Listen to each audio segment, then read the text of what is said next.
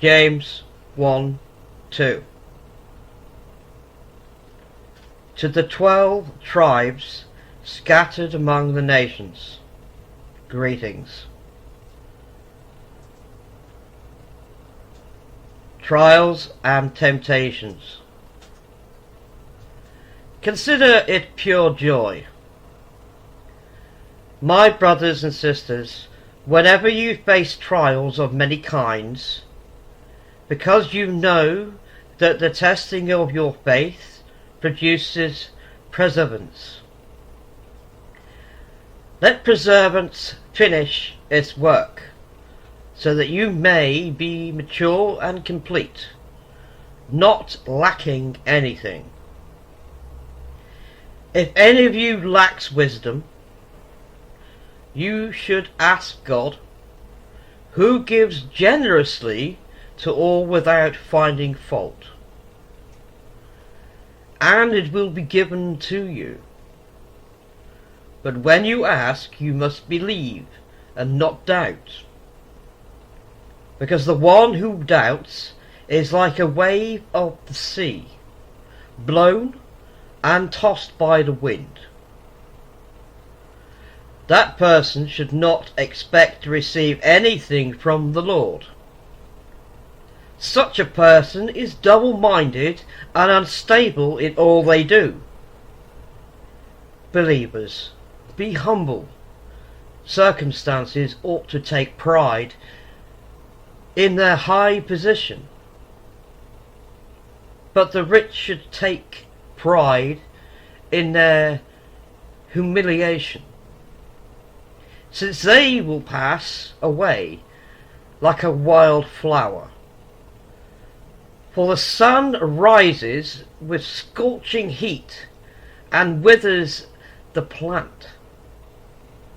Its blossom falls and its beauty is destroyed.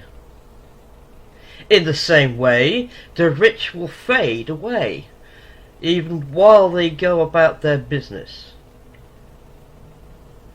Blessed is the one who perseveres under trial, because having stood the test, that person will receive the crown of life that the Lord has promised to those who love him.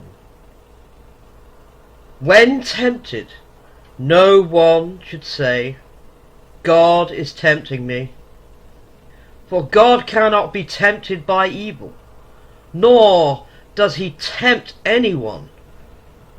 But each person is tempted when they are dragged away by their own evil desire and enticed. Then, after desire has conceived, it gives birth to sin, and sin, when it is full grown, gives birth to death. Don't be deceived, my dear brothers and sisters. Every good and perfect gift is from above, coming down from the Father of the heavenly lights, who does not change like shifting shadows. He chose to give birth through the word of truth, that we might be kind of first fruits of all he created. Listening and doing. My dear brothers and sisters, take note of this. Everyone should be quick to listen, slow to speak, and slow to become angry, because human anger does not produce the righteousness that God desires. Therefore, get rid of all moral filth and the evil that is so prevalent, and humbly accept the word planted in you, which can save you. Do not merely listen to the word and so deceive yourselves. Do what it says. Anyone who listens to the word but does not do what it says is like someone who looks at his face in a mirror, and after looking at himself goes away and immediately forgets what he looks like. But whatever looks intently into the perfect law that gives freedom and contains it in not forgetting what they have heard, but do it, they will be blessed in that they do. Those who consider themselves religious and yet do not keep a tight rein on their tongue deceive themselves, and their religion is worthless. Religion that God our Father accepts as pure and faultless in this: to look after orphans and widows in their distress and keep oneself from being polluted by the world. Favoritism forbidden. My brothers and sisters, believers in our glorious Lord Yeshua the Messiah, must not show favoritism. Suppose a man comes into your meeting wearing a gold ring and fine clothes, and a poor man in filthy old clothes also comes in. If you show special attention to the man wearing fine clothes and say, "Here's a good seat for you," but say to the poor man, "You stand there," or "Sit on the floor by my feet," have you not discriminated among yourselves and become judges with evil thoughts? Listen, my dear brothers and sisters. Has not God chosen those who are poor in the eyes of the world to be rich in faith and to inherit the kingdom he promised those who love him? But you have dishonoured the poor. Is it not the rich who are exploiting you? Are they not the ones who are dragging you into court? Are they not the ones who are blaspheming the noble name of him of whom you belong? If you really keep the royal law found in Scripture, love your neighbour as yourself, you are doing right. But if you show favoritism, you sin and are convicted by the law that as lawbreakers.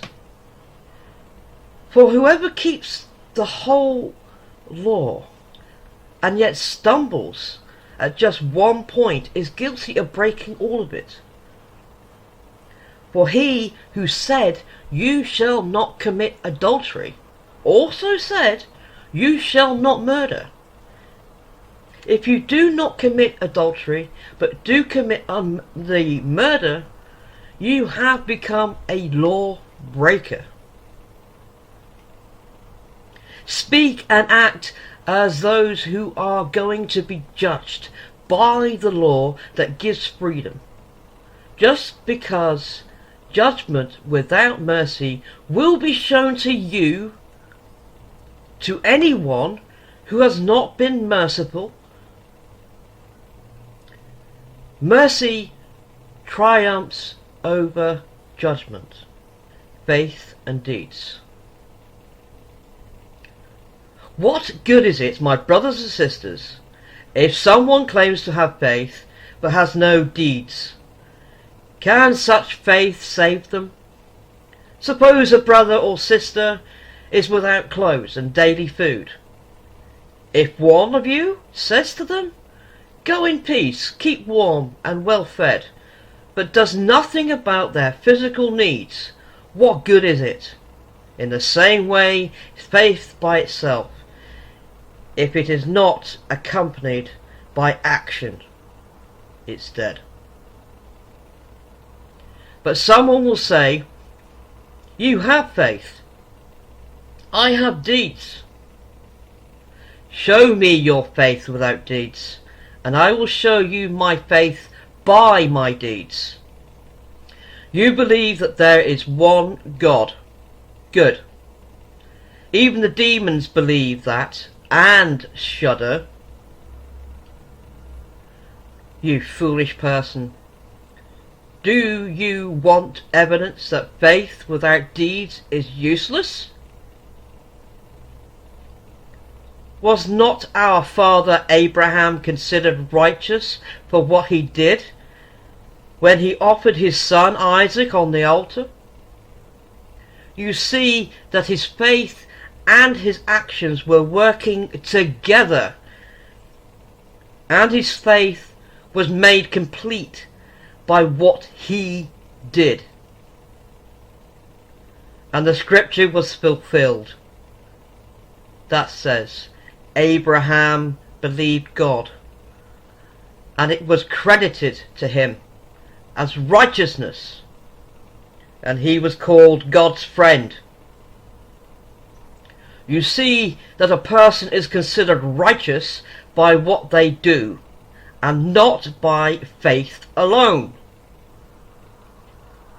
In the same way, was not even Rahab the prostitute considered righteous for what she did when she gave lodging to the spies and sent them off in a different direction?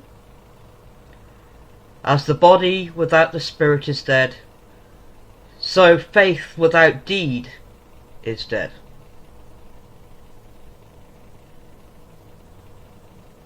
Love God, love each other. Amen.